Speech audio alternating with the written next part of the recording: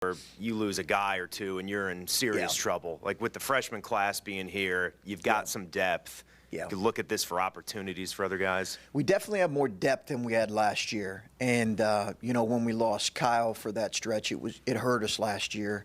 And then obviously when we lost Caleb for that stretch, it was a significant blow to us. We do have more depth and more balance this year. And I'm interested to kind of see how we respond to losing a guy like Kyle who does so much for your team offensively and defensively. And one of our concerns going into the season was depth behind Caleb. So that's, that was kind of one of our overlying, hey, this is a concern, depth behind Caleb.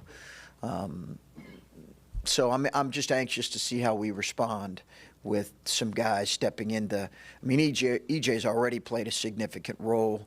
I think it'll be even more so moving forward. So we'll see how we respond against a team where you have to be really committed, have a great understanding of how you're going to play. A team like Wisconsin really tests that with you. So we'll see. Going back to the West Virginia game, you guys have played 13 games. Many of them you've played outstanding, just tremendous basketball. The second half of that game seemed so uncharacteristic for your team. I think 5 field goals and 10 or 12 turnovers, and I don't know, just a lot of things, breakdowns on defense, just a lot of things that weren't on your tape any of the previous games. Just when you went back and looked at that second half, what were the things you identified, and what are the things you've tried to correct, I guess, in the week since then? I think the biggest thing is we just, I did not think we played as poised or as smart as we needed to. I think that was the overriding thing for me. And then as I talked to the team, I thought we were, just a little too kind of concerned about our own stuff in that game. And that sometimes happens with young teams, where you're in an environment that there's a lot of emotion and things don't go your way, you're not playing well, and we just weren't collectively as engaged throughout the game as we needed to be. But give West Virginia credit. But the biggest issues were poise and the intelligence in which we need to play with was not there. And that's the responsibility on coaches and players to improve in that area. Not to rehash why Micah Potter left, but just you guys are going up against Micah Potter playing for Wisconsin now. Just your thought about that. And his appeal seemed to be denied back in October for him to be able to play in the first semester. Was this a case? Were they still looking for you guys to go to bat for them even that late in the process? Did Coach Gard or you ever talk about this to try and help him get eligible? What was kind of the byplay of that, even in this last 6 months, to try and help him get to where he needed to be?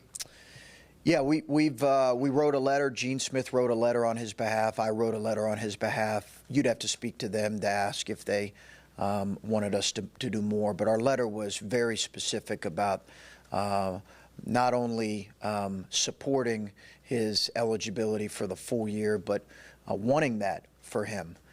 We made there was no confusion in how we felt about that from Gene's perspective or my perspective.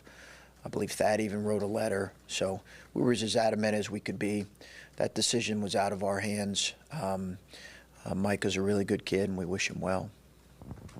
When Kyle is out and someone like EJ, who's played a good amount thus far, but he still at least had a veteran sort of in front of him to follow. When the veteran goes out, how does that sort of change a freshman's mindset development in their first year in the middle of it? You talking about EJ?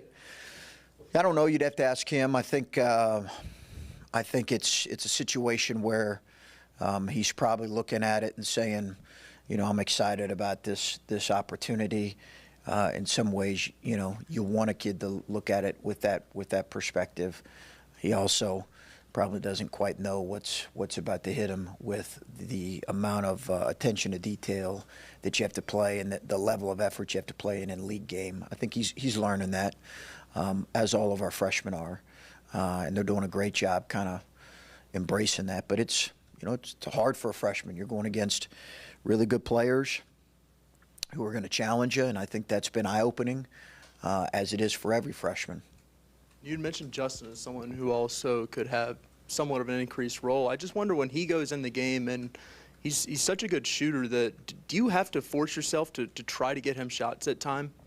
No, he's done a good job kind of being aware of his opportunities and staying aggressive. Really, I think he does a pretty good job of, at least he has, of kind of, not coming in and just jacking shots up, and yet at the same time being aggressive. He was a little bit antsy, his first part of his freshman year, but I've been really pleased when he's been in there. Obviously, his injury has affected him in terms of his overall play in this year, but I think he's come in with the right mindset. I do. Well, if he turns one down, we're going to be on him. Chris, in the NBA, NHL, there's a saying, you don't know what you have through 30 games. Yeah. What is it in college basketball? Is it now? Is this a continuation of do you see the sort of the calendar flip is maybe that, or is there generally a? I'd say the way that I look at it, Rob, is probably the if you get to 10 to 15 games of like competition, I think that's when you generally get a pretty good gauge on where your team's at. You get to 15 of those games against similar competition, so at that point you're into mid-January or so. I think at that point you usually get a pretty good gauge on at least kind of where you're at, and I don't know if you ever know for sure what your ceiling, or your basement is for that matter. But I think you learn a whole lot more when you're 10 to 15 games in against relative competition. And this is an odd place because all the eyes were sort of on football and you. Yeah, now they're sure. all on you. Sure. For those who haven't been paying a lot of attention, who are you guys? Where do you need to improve? If you had to sort of we're a young group that's got some older guys that have kind of led the way here. I think it's an exciting group to watch and follow because of the blend of old and young guys and the transformation in Caleb's body and some of the young guys that have been exciting to watch and see develop and grow. And the feedback I've gotten from people that I see along the way have just said they've typically really enjoyed watching this team play. Now, probably that's because we've had some exciting wins and a couple tough losses, but some exciting wins. I think it's an enjoyable group. Listen, we've got to earn the right to get to wherever we get to, and I think the biggest thing for us is just, there is nothing more important than today when you're a basketball coach or when you're a player or when you're an athlete, for that matter. There's nothing more important than today. And today is what's in front of us, and maximizing that is what's most important. And that's what we're trying to focus on. Last thing, I don't know if you pay attention to sellouts and crowd sizes, but you've got to be pretty pleased with what's happening and what's going to be coming up here. Really, it's tremendous. It's the first time we've been here as a coaching staff where we've had this number of sellouts. I believe 5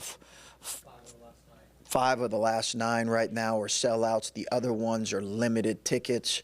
Now we want everybody to show up, that's for sure. But never certainly since we've been here as a coaching staff, and we've had some good teams and some great crowds and some energetic crowds. And I think that's the biggest thing you're looking for is a crowd that brings tremendous energy. But I love it. I think our players appreciate it, and we hope that we can earn the right for that to continue and to grow even more with these last remaining games that aren't sold out. But it's tremendous. Chris, when you set up your non-conference schedule, how much of your thought process on that was building toward this where you've sold out 5 of 9? Well, I don't know that I had sellout specifically in mind, but I do think that and I don't follow all of how ticket sales work because it's not my job, and it's not my job there are other things that are more important, and my athletic directors, made that clear, right? It's other people's job. I think in many ways, when you look at it, people are going to follow. If your team has some energy around it, whether that's in expectations or in performance, early season. Certainly, we've had some early season wins that have been maybe, I don't know if it's eye-opening, but certainly have caught the eye of maybe the casual fan. And then I think when you have some guys, like I said, Caleb, who's lost weight and kind of transformed his body, and young players, a combination of winning that brings some excitement. Now, again, we've got to do our part to continue to perform well. To see Kyle, who was really homesick his first year, now to be actually sick this year, to see him handle all that he's been through and to still be the kind of guy he is, what does that mean to you as not only a coach, but as a guy who clearly cares about Kyle? Yeah, tremendous maturity on Kyle's part over the years. I've said openly how homesick he was, and wanted just to kind of go back home and, get a job. And what a mistake that would have been for him. And that was pretty short-lived, but it was, for most of his summer. He's frustrated, I think, with the fact that he's missed some games the last couple years here. And I think this timing of this really, really frustrates him. He wants nothing more than to be out there, but, it happens. So. You were talking on your radio show about the turnovers you've had, and you said this before, when that number gets up, you just sort of look at who has the ball, and maybe you need to change some things around. Dwayne has the ball an awful lot, and his turnover percentage is low. Yeah. And you have two guys who log a lot of point guard minutes who's up over 20% in turnover percentage. Do you look at letting Dwayne play the one a little more, or putting the ball in his hands even more than you have because that percentage is so low? Yeah, we do. We have looked at that. The turnovers have been fairly spread out, but we've had Caleb has had more than I'd like. Andre's had more, at least had more in a couple games than I'd like. And then obviously our point guards have had some games where they've had it a lot. So I do think it's something that we're looking at. We're trying to evaluate, but at the same time, we've got to do a good job of getting those guys better in that particular area. And I don't think it's, we're going to pull the ball out of our point guard's hands. But does it mean that we could involve Dwayne in some actions potentially more? It's possible, sure. How much do you talk with guys about, it just seems like sometimes, and this is across the board, I suppose, somebody will put the ball on the floor and go toward the rim, but they don't really seem to have a plan for when they're going toward the rim, and they'll get themselves caught in a bad position, and then that's how turnovers happen. Like, how much do you talk with your guys just about being smart in a way and trying to think of what you're going to do before you start making your move to go toward the rim? Yeah, I think that, it's something we try to break down in film on a regular basis. Now, part of how West Virginia plays is that way, right? We know that. But, I think, again, it's something we've tried to really break down in film and show guys. And then if they can't understand it, then that's when it's, hey, listen, we've got to take the ball out of their hands, which is in some ways what we did last year towards the end of the season. As we went through the last part of the season, we kept it in a couple guys' hands for most of the latter part of the season. When you're talking about that stuff, how much of it too is not just on the guy who actually has the ball in his hands, but the guys around him, finding space to make themselves available for a pass? Yeah, I think our spacing can improve offensively, but we've had passing turnovers through post feeds. We've had turnovers in transition. We've had sloppy ball handling turnovers. So it's not really been confined to one specific area. If it was, I think it'd be easier to fix. I think it's going to be an ongoing process with this group. Similar to Rob's question about non-conference being over, I'm just curious where you stand in terms of what your expectations were coming into the season. do you feel like you guys have lived up to what you expected? Are you ahead, behind? And I'm just now that you've played some decent opponents. And yeah, sure. I think I can just speak to the non-conference portion because we're 1-1 in Big Ten play and got the rest of the season. But the non-conference, given how we lost one non-conference game, certainly you, as a group you feel really good about that given our schedule. Really good. I think we should feel good about that as a group. I think our players do feel good. They understand it's a whole different animal moving into league play. I think we've performed well in the non-conference. We really did, and that's a credit to really our players. Now, is Carolina the same Carolina that they've been? No.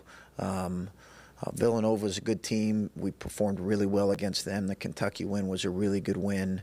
Winning some of the games like a Kent State where it was tied with 10 minutes to go was good. But, you try as a coach not to really assess anything because what we're really trying to assess is what's our growth as we move along. That's really the only thing that matters for us. But we certainly feel good about our non-conference for sure.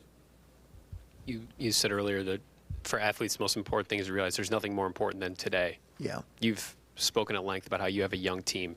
Can a young team grasp that? I think it's got to be stated over and over and over by myself and our leadership, and they've got to commit themselves to it. And they can't be. They've got to play with great emotion, but they cannot be too emotional. I think there's a balance there. There's a perspective that's required. And we want to be a different team here in a month. And the only way that happens is if today's really, really, really dang important. And whatever else happens, we'll figure it out. But that's got to be really important to us. With Justin coming back from the injury, where is he as far as, you've said even when he got back at the beginning of the season, he wasn't where he needed to be just from physically and just defensively and things like that. Yeah. Where is he in that progression of getting back to some of the things he could do at the end of last season that physically he couldn't do when this year started? I think he's getting there. He's getting closer. I don't know what percentage he'd put himself at. I think a month ago he was saying maybe he was 65, 70%. I think he's getting closer to where he needs to get to. He's put on some weight back, but and he's practiced well, and his attitude has been really good. He's been really, really engaged, and I just think when a kid's really engaged on the bench and he's not playing, sooner or later that's gonna, and he practices well, that's gonna pay off.